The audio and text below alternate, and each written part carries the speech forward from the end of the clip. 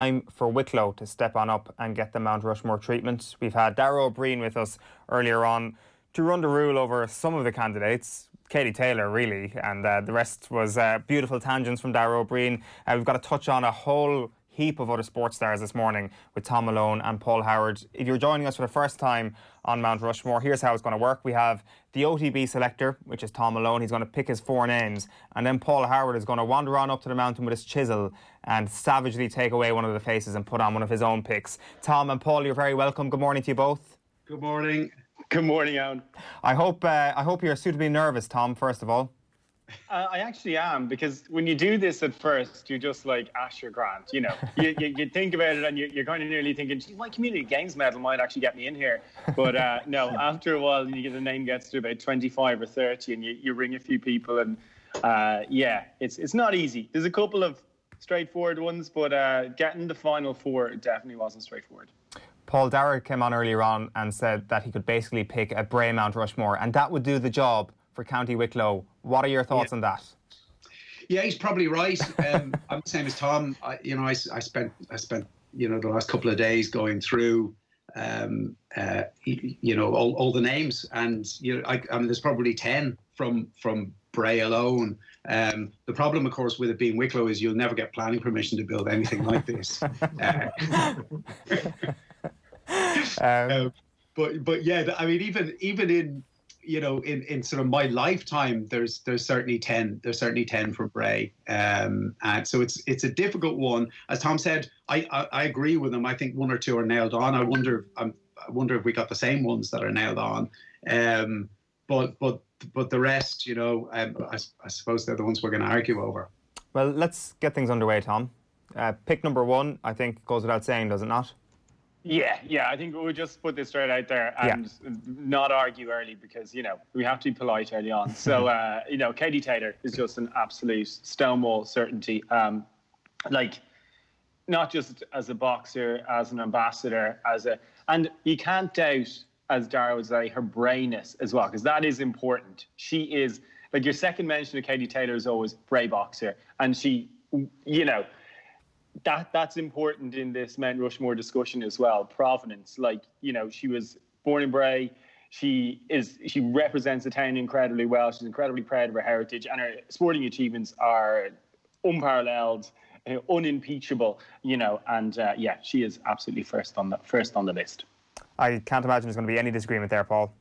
No disagreement at all. The brayness thing is really interesting because, her dad, who's English, came to Bray first to work in Bray Amusements. And if you know Bray, I know Bray very, very well. That's my first connection with Bray, my first attachment to Bray was going to Bray Amusements on a Saturday, to play the slot machines, or to sometimes what we used to call it an arse nudge. You used to hit the slot machines with your bottom to try to take those. We were convinced that there was something magnetic holding those coins on. Those ones that do that. The pushers. Yeah, but if you gave them an arse nudge, you could actually make a few fall down. But there were alarms that would go off, and so anyway, that's a very, very Bray thing. Katie is absolutely rooted in Bray. Also, the Olympic medal. The undisputed lightweight champion of the world, all the world titles she's won. As well as that, she at a time when they were considering whether to introduce women's boxing to the Olympics, she was essentially the reason they did. She was the sport at that time. So I think for that reason, even that reason alone, she would be going on it. But, she's Ireland's, one of Ireland's probably 5 most accomplished sports people. So I can't see her not going on it. It's interesting that you mentioned, Paul, that there are potentially 2 bankers here, because I'm not sure if there is going to be an agreement over the second pick here. So, Thom, you might just bring us on to what your number 2 pick will be.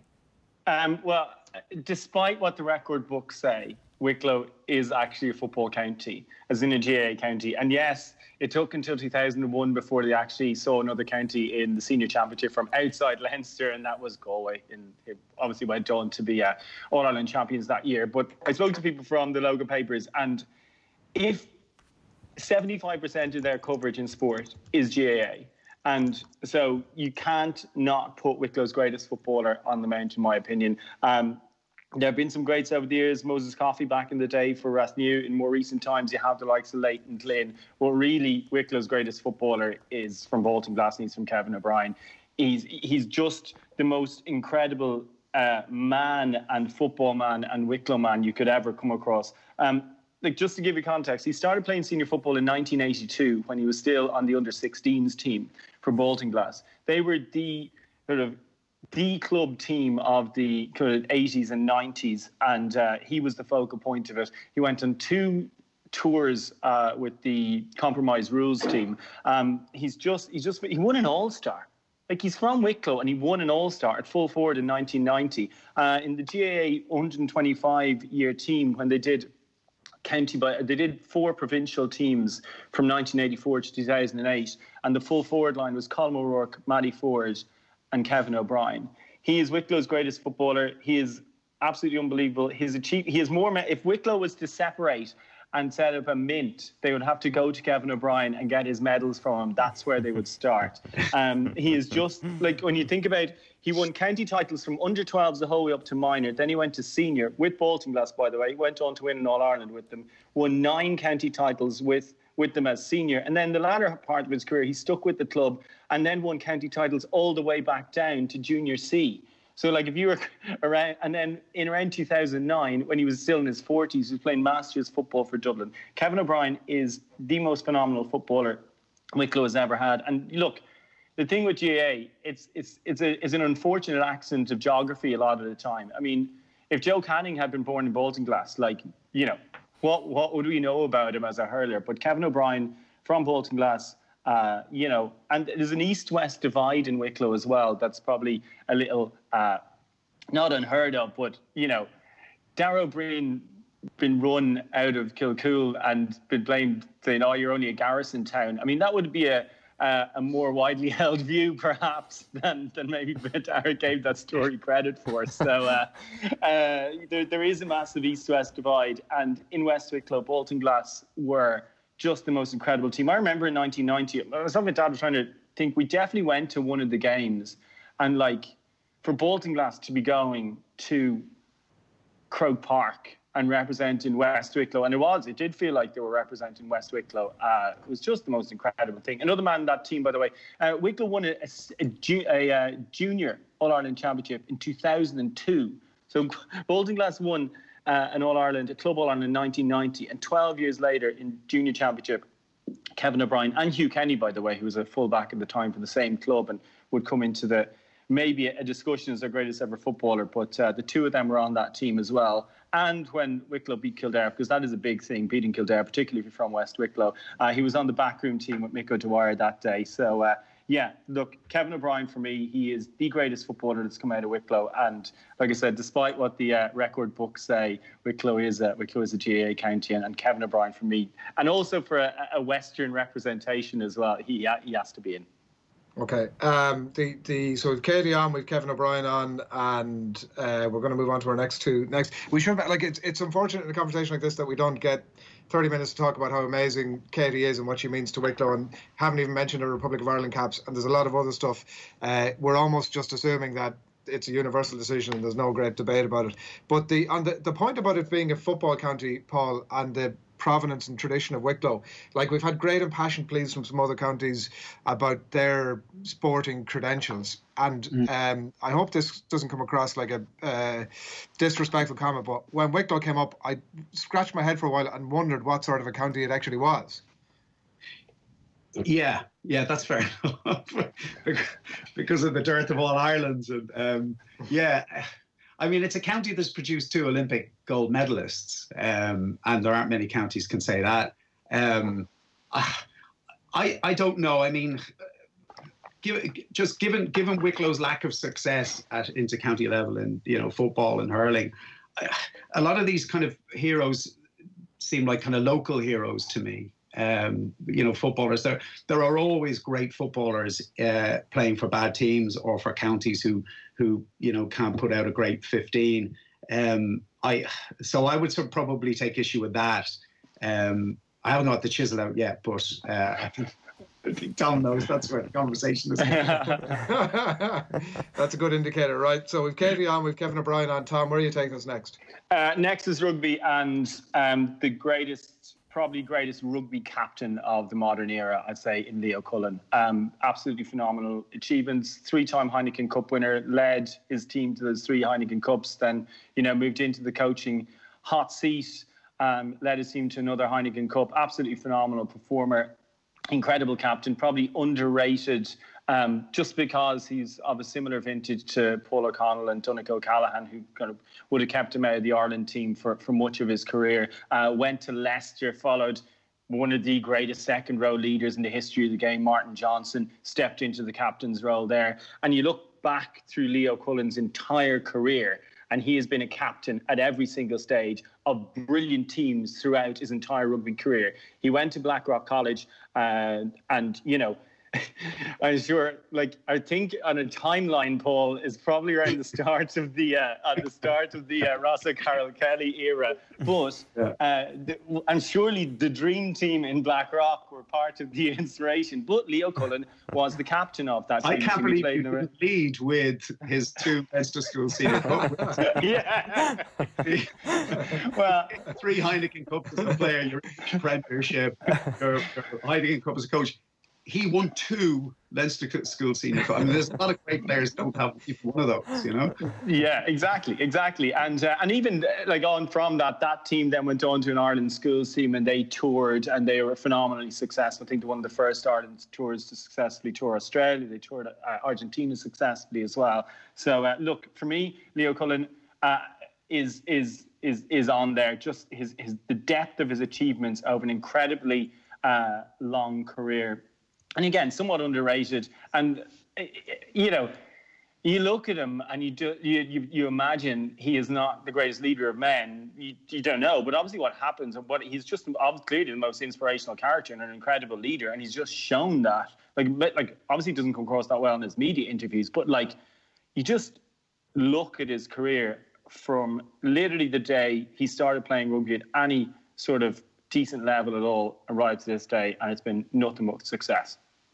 I do remember being at a press conference years ago when he was still playing, and it was around the time that Brian O'Driscoll had been yet again snubbed for the IRB Player of the Year, and Leo Cullen, obviously the journalists were asking all the questions about why, the outrage about this at Leinster, and his thoughts on it, and he giving the response that he was just gutted that he himself hadn't won the Player of the Year, which probably was a good reflection of the man. But on rugby, we're ignoring 2 Lions in the shape of Shane Byrne and Nick Popplewell, and Reggie Corrigan as well, also in the mix. I know we're talking about Leinster Senior Cups, but significant. And even on Nick Popplewell, there's a strong argument for him being maybe the next best of the rest there. That Lions Tour 93 really cemented his credentials as a top class front rower.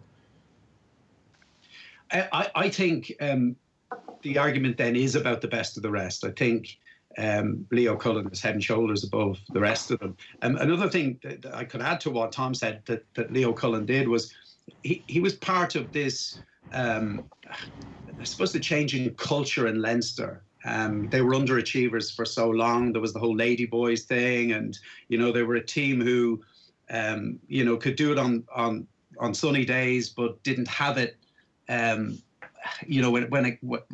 things got tough. And he was part of that turnaround. I think him coming back from Leicester was part of the change in the culture in the Leinster dressing room, which was hugely important.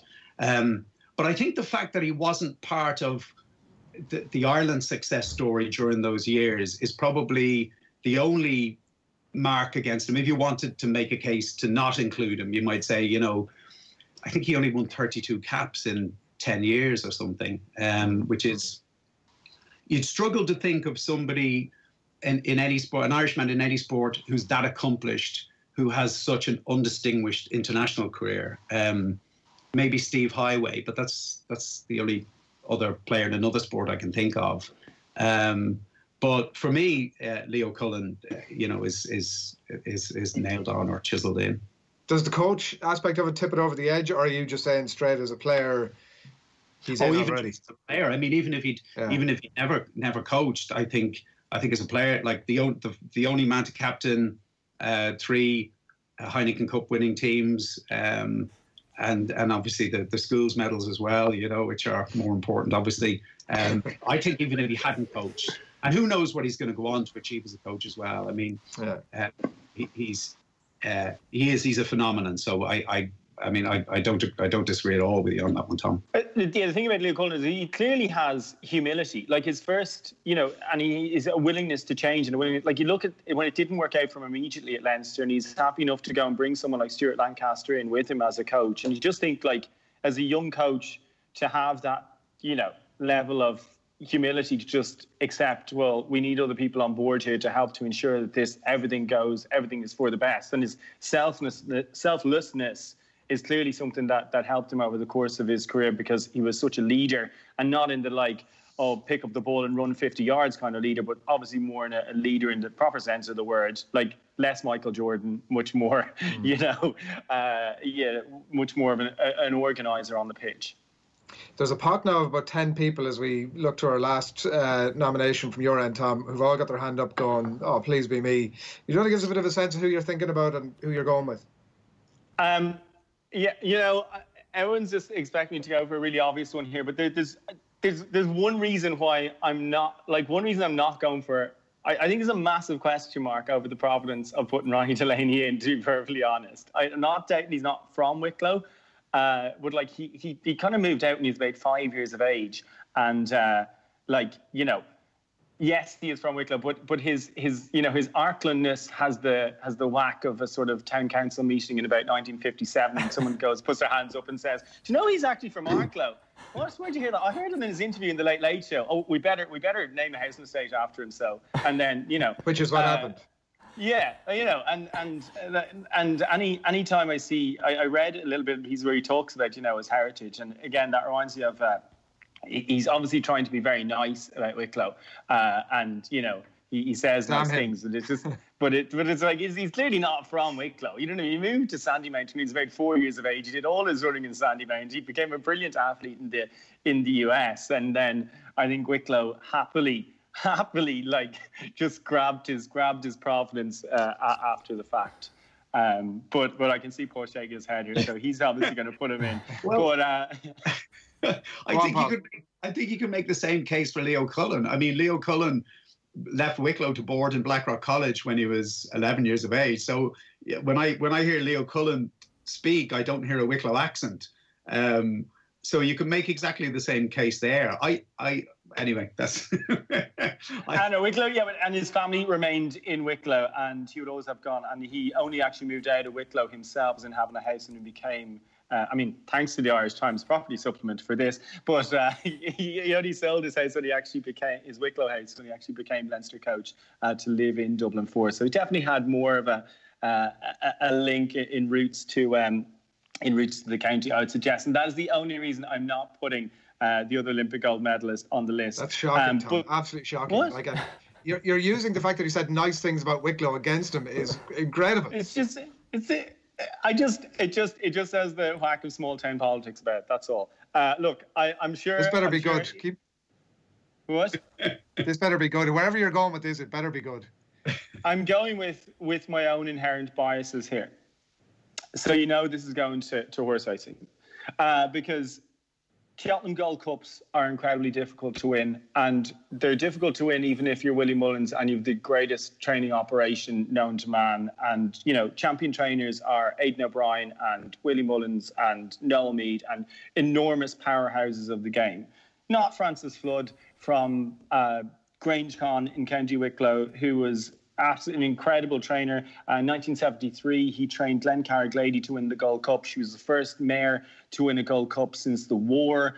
The only other one to do it since is Dawn Run. You have to consider at the time, in the 70s, Ireland's atrocious record at Cheltenham. He's also a product of Paddy Slater, who is, again, an absolute innovator, also from Grangecon, kind of County Wicklow. So I'm kind of putting these in as an almost a 2-for-1, because many of the rules in racing today and regulations come from Paddy Slater exploiting loopholes and landing gambles back in the day, including winning nine Galway plates. But Francis Flood, for me, on the back of, he's won 2 Irish Grand Nationals. He's won a Cheltenham Gold Cup. He had bobsline as well as one of the great 2-mile chasers from the 1980s. He was a brilliant jockey as well back in his day, also riding for Paddy Slater. But as a horseman, as a man, brilliant achievements. Champion trainer in 1970 as well. Like I said, normally you look at champion trainers and they're the biggest names in the sport, but he was training out of a small yard, relatively small yard in Grange Con.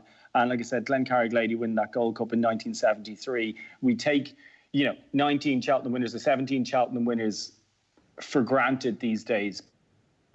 But in the 70s and 80s, they were incredibly hard come by. And to have a mare go and win a Gold Cup is a phenomenal achievement. So I'm putting Francis Flood for his riding and training achievements on Mt Rushmore. Okay, well, thanks, Sam. And as Paul Howard sharpens his pencil, a reminder, Katie Taylor, Kevin O'Brien, Leo Cullen and Francis Flood. There are a lot of names on this sheet in front of me who I would think would feel particularly hard done by. And Paul, you might try and make the case for some of them and tell us which way you're thinking. Well, I mean, some of them like, Fionnuala McCormick from Kilcool, 2-time gold medalist in European cross-country championships. First woman to successfully defend her title, double Olympian in the steeplechase. I mean, Gary O'Toole, it just feels wrong that we're having this conversation about great Wicklow sports people and Gary O'Toole's name hasn't come up yet. And he's a real hero of mine, and coming from a country that didn't have a 50-metre pool, and now we've got about 40 of them. But back in the 80s, when he was kind of making his name as a world-ranked swimmer, we didn't have a 50-metre pool, so we had to go away to train or train here in a 25-metre pool.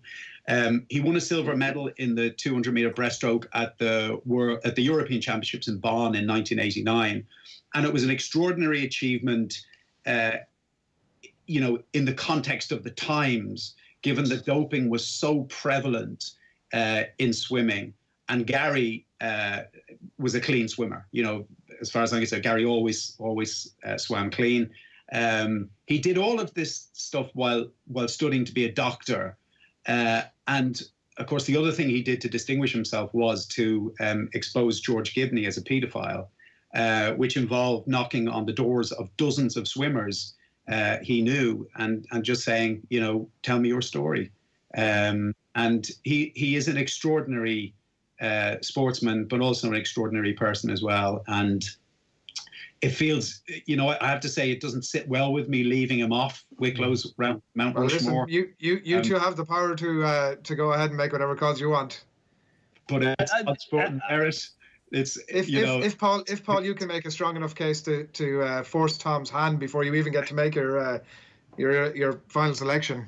Yeah, it's all open there are others as well. You get the Joshua Pym story is absolutely great. Wimbledon in the 1890s, and there's not that I didn't consider like Eamon Darcy that put in the Ryder Cup, and then you have to think Harry Bradshaw, a 36-hole playoff in the 1949 Open. Harry Bradshaw, I think, is just a great story rather than he never really kind of won anything on the international stage. The Open Championship in 1949 where he lost in the playoff, that was his sort of big kind of international moment, and it was a loss. And I think it sounds unfair, but I think that's what he's most remembered for. Yeah, Ed Joyce, for instance.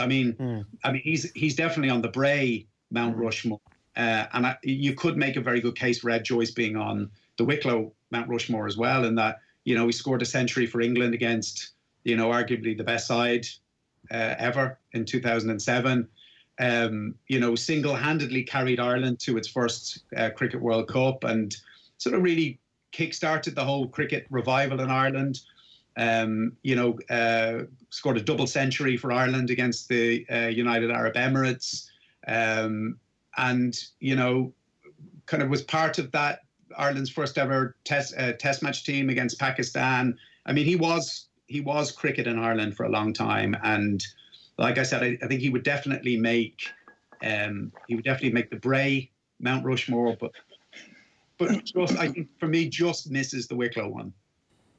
Joshua Pym is a name that you brought to our attention that Tom has mentioned there. Joshua Pym, I mean, we're talking about constructing a Mount Rushmore here in a county that has 2 Olympic gold medalists and a 4-time Wimbledon or 3-time Wimbledon champion, and the Wimbledon champion and one of the Olympic medalists aren't on it. I mean, I just think this. I mean, an 1890s Wimbledon is probably not the same as beating Novak Djokovic, but it's a wonderful achievement. But sport didn't start when you were born. And I think the problem with your Mount Rushmore is all of these people are kind of everybody on that. I think was within your lifetime. Is that right?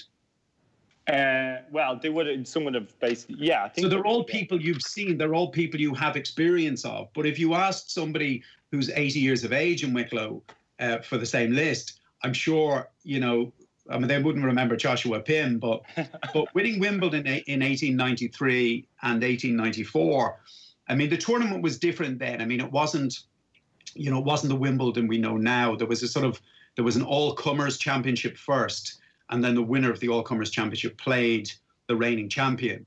And Joshua Pym was runner-up twice in 1891 and 1892, and then won it in 1893 and 1894, 2 singles titles in a row. He also won the doubles as well. He's also, interestingly, he's related to the Pims. Pims people. Pims. And that's a drink that I associate with tennis, actually, as that. Not necessarily Wicklow, but he was a very interesting guy. He worked in Loughlinstown Hospital, so he's kind of very much of it's not Wicklow, it's as close to Wicklow as can be, but so he's very much of the area. He lived in Killiney for a lot of years, and his doubles partner, I read, there's a really interesting piece I found on the Bray People about him. His doubles partner was called F.O. Stoker, and he was a relation to Bram Stoker. So I just brother, according to Wikipedia, Paul, to my great research. Is that right? Yeah. That's an incredible story. I just think with something like this, you need an old geezer or two to give it some kind of historical perspective. I mean, I just think, being a great footballer in an average team or a poor team is one thing, but he went to England and won Wimbledon. Why, Tom? Why are we even debating this? He won Wimbledon twice. And he played with, we were discussing with Dara O'Briain earlier on, he played with typhoid one of the years and still managed to get through a couple of rounds. It's like, this story. Doubles partner. Frank Typhoid. It deserves a book in itself. It's an incredible story. He also, very intriguingly, I found a story in the Fife's Dictionary of Irish Sports, which used to be it was on my desk when I was a sports writer. It was my Bible. That he once played for the British Isles Davis Cup team under the name Mr. X, which is very intriguing, but there's no explanation as to why. Wow. Maybe that was the typhoid years. He was trying not to do Typhoid Mary on it.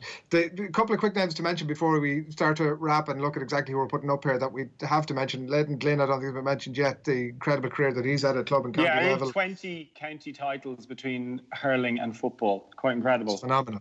And in football, Darren Randolph and Paul McShane hasn't got a lot of love, but when you talk about sort of sport that's as pervasive as soccer is and the career that he's etched out, there are a couple of names that are worthy of consideration, surely. Can I add another old geezer to this, because it's very 80s and 90s centric.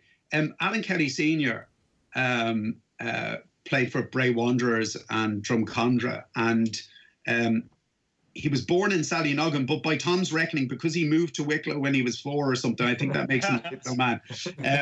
In is fine, outside. He played 447 times for Preston in the league, and that's a record. Had an FA Cup runners-up medal in 1964, won 47 caps for Ireland, and fathered 2 Ireland goalkeepers in Alan Kelly Jr. and Gary Kelly. I can add in someone from before that as well, like Andy McAvoy, who played for Bray and then moved to Blackburn. I think he was a top scorer in the 50s for Blackburn, and his name is actually carried on the Wicklow Regional Premier Division as well. So Andy McAvoy, to get an old geezer, I think he's from the 50s. So he was he was one that was flagged to me to make sure to mention. So we're getting to that point where we're going to have to start pushing for a final one on. I mean, the case for Gary O'Toole is exceptionally strong, and I hope he's given due consideration now. But we're in that position where we've got Katie, Kevin O'Briain, Leo Cullen, and Francis Flood. The first question to you, Tom, as to whether anything you've heard over the last 10 minutes has dissuaded you from your initial choice, and you want to maybe swap out Francis Flood, for example, for Gary O'Toole. Well, I mean, my sort of 4 has been 8 for the last 2 days anyway. And I'll happily swap Francis out for, I think, either Gary O'Toole or Fionnuala McCormack. So I'll leave it up to Paul. Are you doing that before Paul's selection? Well, we can see, because I just can't let Kevin O'Briain go. So as attached as I am to anyone else, as a representative of West Wicklow, and having spoken to people from the Wicklow people and from East Coast Radio, and they are just there's a lot of love for KOB, and I can't let him go. So if I'm to drop one, I'll drop Francis. Can I just say, on the point about Gary O'Toole and Fionnuala, the reason I wouldn't include them is that in swimming and athletics, I think the real measure of greatness is the Olympic Games, and neither of them has won a medal at the Olympic Games. And I think when you've got 2 Olympic gold medal winners born in Wicklow, I don't see a case for leaving Ronnie Delaney out and putting Gary O'Toole in, for instance, just for some kind of birth certificate reasons that he left, or he was born there but he left when he was 4 or something like that. But I think that is the measure. It's what you do at the Olympic Games. That's what you're remembered by. Gary O'Toole won his medal in the European Championships, which is, it was a significant achievement at the time, but it's still a minor championships compared to, the Worlds and the Olympics. And I would say the same with Fionnuala. It was a European cross-country championship. So, so neither of them make the Mount Rushmore for me. Okay, so the last, before we put it finally to you, Tom, regardless of Paul's selection, you're signing off on Katie, Kevin O'Briain, Leo Cullen, and Francis Flood. Are you signing off on those as your selections? I'm going down with my selections. Yeah, you're happy with that incorrect. You're happy with that incorrect selection. In a show us your medals context, I'm happy with those. Absolutely. So, Paul, what are you doing? Kevin O'Briain doesn't have any medals. Is that he has nothing but medals. He is the most bemedaled. He has Railway Cups. He's in All Ireland. He's a Leinster. He's 20 county championships or something like that. Yeah, he's tons of medals. And Paul, are you saying then that Ronnie Delaney is your selection to go up regardless of who's coming down? Well, I think Kevin O'Briain, it's a very parochial selection, and I totally understand Tom's reasons for selecting him. I think a lot of them are sentimental. I don't think he's somebody who who I would think would represent Wicklow on that Mount Rushmore. See, I'm torn now. I mean, he's represented Wicklow his whole life. He continues to represent Wicklow. He's their under-20s manager. He's been nothing but a servant of Wicklow. Yeah, I know. But so somebody's driving south from Dublin and they're heading into Wicklow and they look at this Mount Rushmore. Is he one of the faces who represents the county? For me, he isn't. I'm really torn here because I'm being asked to choose between a 2-time Wimbledon winner and an Olympic gold medalist. I hear what Tom's saying about him leaving when he was 6 years of age, but I don't think it's like that. I mean, there is a plaque on the way into. I drive into Arklow most days because I live in Avoca, and just before you go over the bridge into the town, there's a plaque on the wall to say this is the house where Ronnie Delaney was born. I think Ronnie Delaney's gold medal is. Quite apart from the geographic argument that Tom put, I think Ronnie Delaney's gold medal is perhaps our greatest Olympic gold medal because it was in 1956. In Melbourne. He beat the local favourite John Landy in the 1500 metre final. The 1500 metres at the time was the blue ribbon event in the Olympics. It still means so much in Melbourne that the running shoes he wore that day are on display in the Melbourne Cricket Ground in a glass case. He made the cover of Sports Illustrated that year, so he was a huge international athlete. Recognized all over the world. So I'm torn between. It just feels weird to leave out Joshua Pim. We haven't had Ireland hasn't had a Wimbledon winner since, but I think with a heavy heart, I'm going to have to make a choice here, and I'm going to choose Ronnie Delaney to go on. Just because it would look utterly ridiculous without Ronnie Delaney. To have 2 Olympic gold medal winners in a county, and you're right, there's an estate here called Delaney Park, and not only, this will tell you Ronnie Delaney's commitment to the area. He came to the opening of Delaney. Right? He's been in the Arklow Bay Hotel. He loves the place. He drove to Arklow to attend the opening ceremony, the cutting of the ribbon for Delaney. No greater recommendation. Right, so yeah. Ronnie's gone up. And so you can sleep tonight, Paul. You would have gone for Ronnie, obviously Joshua Pim, obviously Katie Taylor, and who would have been your 4th selection that you had that? No question. And Leo Cullen. Grand, okay. Grand. So we're putting Ronnie up, and who are we deciding comes off? Well, it's either going to be Francis Flood or Kevin O'Brien. And I think out of pure malice towards Thom.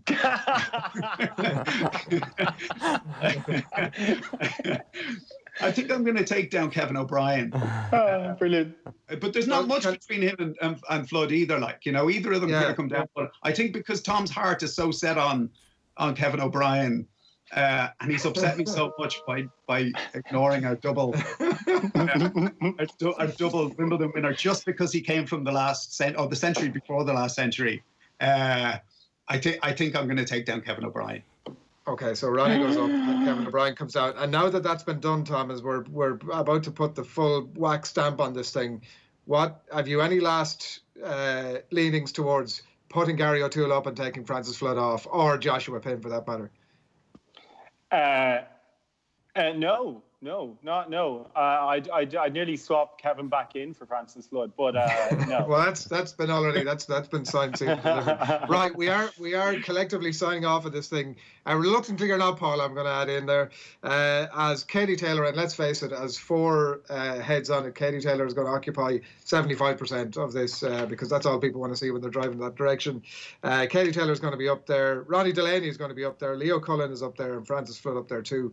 Dara O'Briain made the case earlier to put it on Bray Head with their arses all facing to the rest of Wicklow. Where are we putting it? As Paul said, we're not putting it anywhere because we won't get the planning permission. So it's yeah. I think if it's going anywhere, it is Bray Head is the perfect spot for it. I think, or maybe up in the Sally Gap or something like that. Yeah, just by Turlock Hill there. If you just put it on the side of Turlock Hill on the lake there, we're having to see it. Yeah. Great idea. It would really enhance the area, wouldn't it? Yeah. Contention. The contention notwithstanding, you've been absolutely brilliant to put yourselves through the ringer over the last couple of days as you picked through this, and with your time this morning as well. The Wicklow Mt Rushmore, thanks a million, lads. Wicklow Mt Rushmore is in the can. Thanks. OTB AM's Mt Rushmore. All right, we are way behind time on, but that was a bit of contention there at the end. Very interesting. A lot of strong historical opinions. The Joshua Pim one, very, very interesting. We've seen a lot of these historical figures being thrown out there and not a lot of weight put behind them. You can see Paul was agonising over whether to put him in or not. I think Ronnie Delaney had to go in. I was with Paul all day long. Like, you got to be thinking about sort of the yesteryear. You can't be that recency bias. But anyway, listen, I'm sure when it comes to your turn in the not that distant future, we'll be getting stuck into all of that good stuff. That is pretty much it, I think, for the minute. We've got Cavan coming on Monday, by the way. Dave McIntyre are going to be involved in that one, and we're off to Sligo next Friday as well. But that's it from Rushmore for the minute, and almost it from us for this morning. It's 10 to 10 on this Friday morning, and we've one more bit of business to take care of. Owen, you go and enjoy your weekend, and one more bit of business to take care of, which is, of course, the crappy quiz.